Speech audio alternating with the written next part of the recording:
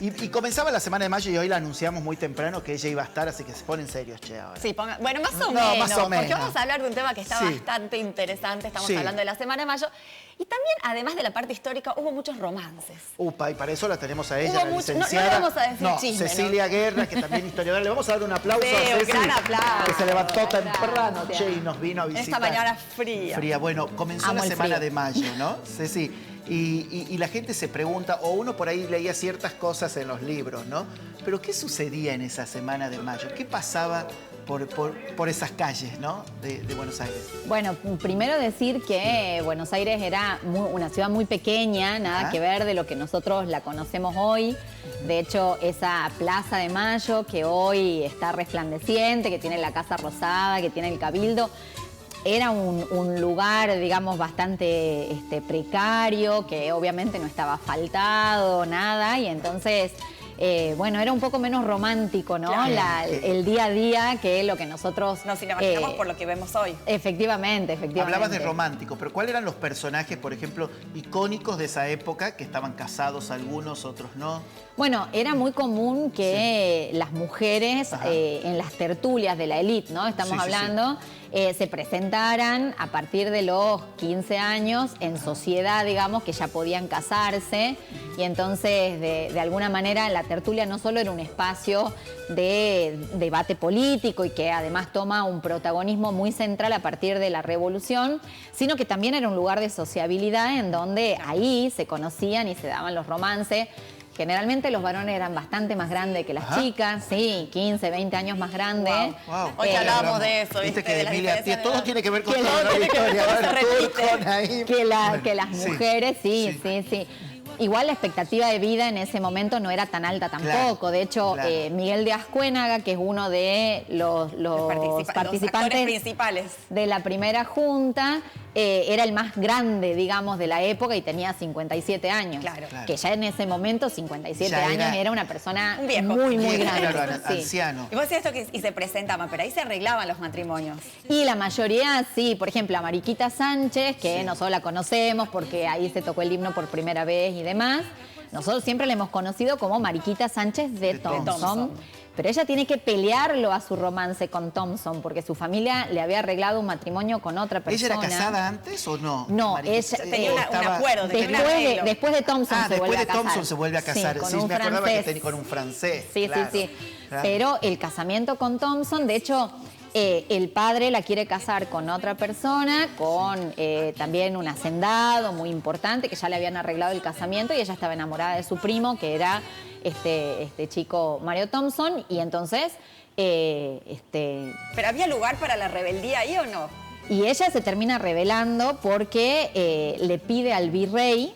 El virrey aceptaba los casamientos, digamos, cuando las familias lo solicitaban. El padre de ella había solicitado y cuando van al compromiso le vuelven a preguntar a ella si estaba dispuesta y ella le dice que No, de ninguna que no. manera. No, firme, ¿no? Que ella no se iba a casar. Qué mujer para esa época. Sí, tener además esos ovarios. era muy jovencita, Claro. era muy jovencita. Y entonces después, cuando el virrey del Pino ya estaba fallecido y el virrey era Sobremonte, ella le escribe una carta a Sobremonte, que ya su papá había muerto, y le dice, yo te pido permiso para casarme con mi primo porque es la verdad Es de la el persona amor, en la que yo estoy claro, el enamorada. amor. Y efectivamente le dan permiso, se casa con Don Thompson, tienen 5 hijos y él después se va a misión diplomática a Estados Unidos y ahí, bueno, no le va bien, empieza... ¿Pero él muere y ella se casa con el francés o no? medio que se superpone la... Superpone la fecha. Lo que Pero pasa es que porque- ahí no había Instagram para ver las fotos cuando No, y le cuándo la- habían dicho que no lo encontraban porque en un momento él se enferma de una enfermedad mental en Estados Unidos y empieza a divagar por las calles, la suma pobreza y demás. Entonces ella le mandaba cartas, pero no le No le respondía. respondía. Claro, y lo dieron casi por muerto. Y lo dieron por muerto, hasta que alguien lo encuentra y lo están trayendo de vuelta para el Río de la Plata en 1819, pero fallece en alta mar y entonces cuando ella recibe la noticia de su marido muerto, a los pocos meses ya se casa con Mendeville, que era Jean-Baptiste Mendeville, claro, que era un francés que ella había conocido, que era bastante más joven que ella. ¿Y por qué se decía que ella era como la jefa de las tertulias, no? Porque se hablaba de esto. ¿La madama? No, porque era como que sabía mucho de cocina, de gastronomía, pero porque tenía todo lo criollo, pero también tenía las técnicas del francés, ¿no? Cuando empieza ella a estar con este francés, ¿no? Y porque la casa de ellos era una de las casas principales de ese Buenos Aires colonial tan pequeño que yo les contaba.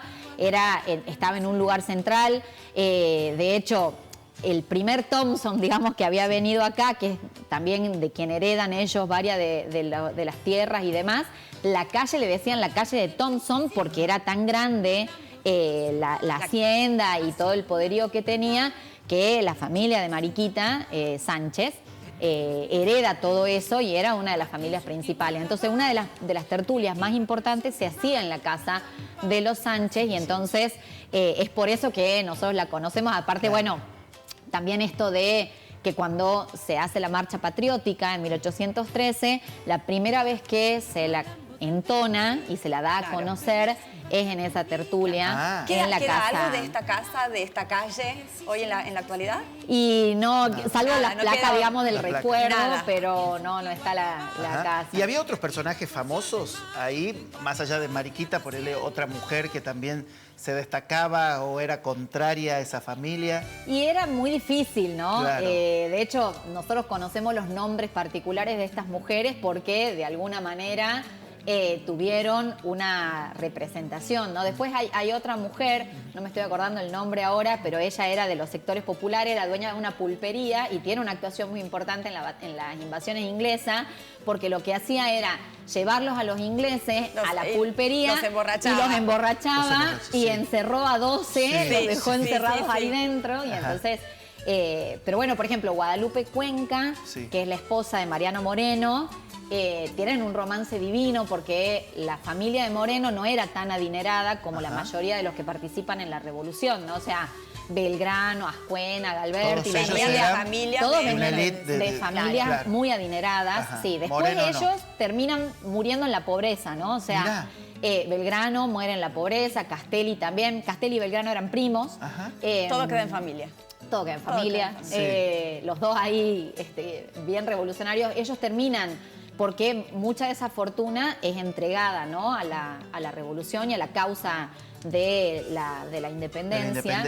Pero vienen de familias adineradas. No tanto Moreno. Moreno venía de una familia bastante más simple, digamos, que no tenía tanto dinero, pero Moreno era sumamente inteligente y entonces ya lo mandaban a estudiar, pero no podían pagar, y entonces él iba de oyente, y ahí se hace muy protegido, digamos, de Fray Cayetano Rodríguez, que nosotros lo conocemos porque también es diputado en la Declaración de Independencia, y él lo recomienda para que vaya a estudiar a Chuquisaca. Lo mandan a Moreno hasta Chuquisaca para que estudie para ser sacerdote. Y él, en ese estudio que estaba haciendo, un día en una vidriera ve un camafeo con una foto. Y dice, yo a esta mujer tengo que buscarla. Se enamora a primera vista. Se enamora de los ojos de esa foto y la encuentra, porque en ese momento era más sencillo encontrar personas. Claro, había que que ahora por Instagram también también. Había otras técnicas, pero se podía. Se podía y se enamoró. Y Guadalupe estaba siendo, digamos, estaba en un convento para ser monja. Se conocen y se enamoran y dejan los hábitos los dos. Esa es la historia de amor que no conocíamos, Y ¿no? se casan, sí. Y ella de hecho le escribe un montón de cartas mientras él está en alta mar sin saber que ha muerto, porque Moreno lo mandan en misión diplomática ni bien empieza la Revolución de Mayo. Y se cree que lo han envenenado en alta mar, los enemigos, digamos, de la revolución. Todas estas historias de amor, qué lindas, pero con un final trágico. Trágico. Porque son todas trágicas. Que no los volvían a ver más, ¿no? Se subían a un barco. Muy intenso, eran esos momentos, deben haber sido intensos y... Sí, además, bueno, también pensar que los viajes eran tan largos, tan extensos, que si morían en alta mar necesariamente tenían que tirar el cadáver al mar, porque era imposible tenerlo tantos días, porque no podía soportarlo. Entonces, no es que eran desalmados y arrojaban los cuerpos, sino tiene que ver con una cuestión también de preservación. Entonces no los volvían a ver nunca más de verdad. Más. Era No, muy no triste. podían ni a finales quién tan tristes. llorar. Y esa imagen que vemos con los paraguas, todo eso, ¿existió realmente? Eso desde el otro día ¿Qué que estás con conflicto el el paraguas? paraguas. Qué Sí. conflicto el paraguas, Sí. ¿no? ¿Ya existía ese paraguas? Existía el paraguas. Sí. O sea, el paraguas primero existía como sombrilla. Sí. Había muy pocas en el Río de la Plata porque era un elemento digamos que era bastante caro. No se usaba para protegerse de la lluvia, Claro. sino más bien del sol, porque en ese momento, cuanto más blanco uno era, Exacto. mayor símbolo De de clase estatus alta, social sí. De era, nobleza. ¿no? Claro. Que de hecho lo inventan en China justamente para lo mismo, digamos, para Ajá. protegerse. De hecho, las mujeres en la China se pintaban, Se digamos, ponían como un polvo blanco, como un ¿no? polvo Para blanco. hacerse más blanco. Acá después empiezan a hacer lo mismo. Muchas señoras, digamos, para darse más blancura, ¿no? Y el de hule, el que ya protege un poco más de la lluvia, luego fabrican en Inglaterra y sí había algunos porque llegaban por contrabando, porque Buenos Aires era una ciudad que contrabandeaba Y con mucho. puerto, como todo. Además, su puerto no estaba autorizado en el inicio, digamos, de la colonia. Entonces, como no era un puerto que los españoles autorizaban, bueno, España tenía centrado todo su comercio por el Océano Pacífico, pero los puertos del Atlántico estaban medio a la deriva, A la porque deriva. era un continente Se sabía, pero no era inmenso. legal. Bueno, miraban para otro Y lado. por ahí llegaban los Y entonces paraguas de Paraguas había paralelas. Rebelde. unos paraguas, Unos pero paraguas, sí. más o menos se cree de lo que han dejado en los testamentos y demás que se ha podido ir recomponiendo un poco esa historia. Más o menos había en ese momento en Buenos Aires unos 30 paraguas. Ajá. O sea que tampoco es que Villiquen exageró un poco Un entonces, poco, ¿no? un Un poco. poquito. Un poco Un que se poco. veía, claro. ¿Y qué pero- se comía en ese momento? Y parecido Ahí a la ese dieta día, de lo que tenemos nosotros, digamos. Los pastelitos estaban ahí, sí, los estaba. pastelitos.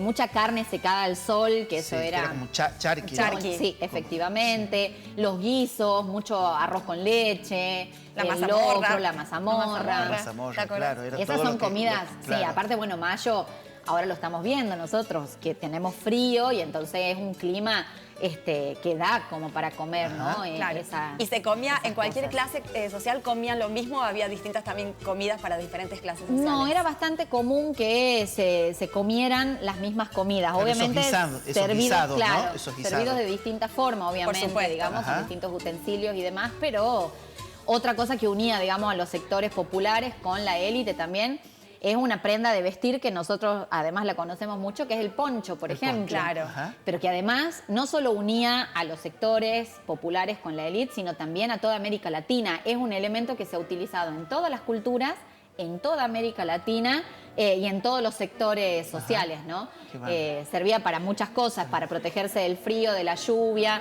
para decorar algún atuendo. Como pero un sí era una café. sociedad como una que ya prenda se ocupaba... democratizada, y ¿no? El poncho. sí. Claro, pero ya se ocupaban de la moda. Sí, mucho. ¿Sí?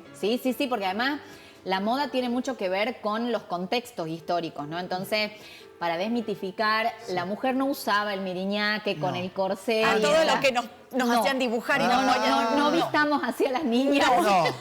Esa que- La dama, sí, la no. dama antigua Bueno, con el corsé. Lo de dama antigua se cree que viene de la idea, porque Josefina, la esposa de Napoleón Bonaparte, impone una moda que se denomina corte imperio, digamos. Es la moda que francesa, la moda claro. francesa del imperio napoleónico, donde el escote era cuadrado, bastante más escotado, y el corte es debajo del busto y mucho más simple en sus formas, porque también tiene que ver con estas ideas de la Revolución Francesa, Claro. de la libertad, de la fraternidad, De sacar de el la corset. igualdad. Eso también tenía que Claro. ver, De sacar ¿no? el corset. De la parte de la moda también iba una revolución. Efectivamente. Que iba Entonces, entrando. esa moda imperio que Sí. llega, dura hasta más o menos 1820, Claro. en que la mujer deja ese corset y entonces usaba el pelo recogido con alguna cinta o alguna vincha finita, las peinetas Las más peinetas. pequeñas, Claro. siempre tapada la cabeza con una mantilla.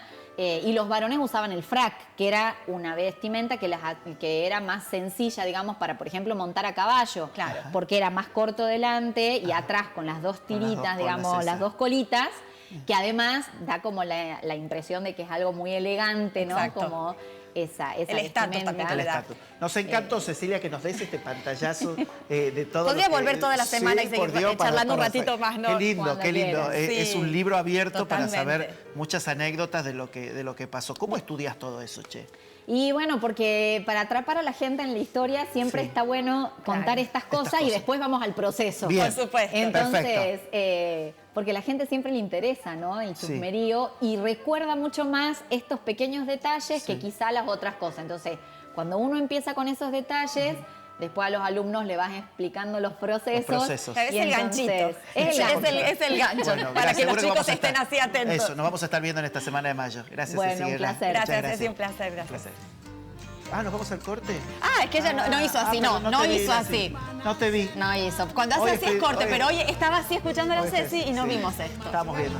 Estaba interesante, Ah, claro que perfecto. sí. Bueno, esto significa que nos vamos a una pausa muy cortita y ya volvemos porque todavía nos queda media hora de Vivo Mañana. Dale, ya venimos.